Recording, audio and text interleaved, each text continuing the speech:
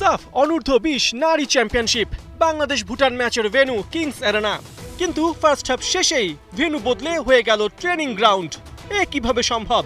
শুধু কি তাই, ফার্স্ট হাফ ভুটান খেলল হোম জার্সিতে, আর সেকেন্ড হাফে সেটা বদলে হয়ে গেল অ্যাওয়ে জার্সি। সাফের মতো টুর্নামেন্টে আসলে হচ্ছেটা কি?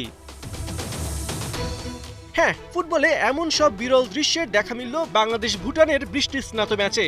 মূলত আগে থেকেই কিংস অ্যারেনার ড্রেনেজ সিস্টেম নিয়ে প্রশ্ন ছিল, তবে মঙ্গলবার পিচের কন্ডিশন অসহনীয় পর্যায়ে চলে গেলে ম্যাচ ট্রেনিং গ্রাউন্ডে সরিয়ে নিতে বাধ্য হয় সাফ কর্তৃপক্ষ।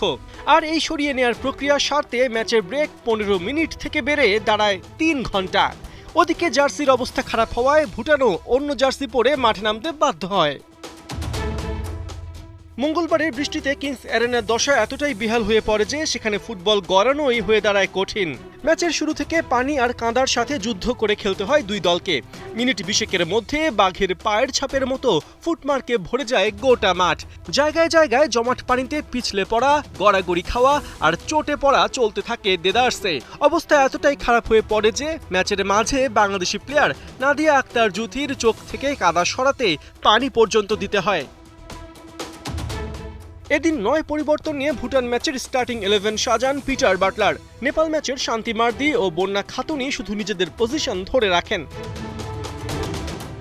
ম্যাচের 7ম মিনিটেই দলকে এগিয়ে দেন শান্তি মার্দি। ডান প্রান্ত দিয়ে ডি বক্সের মধ্যে ঢোকেন উমেলা, ক্রস করে বল দেন তৃষ্ণাকে।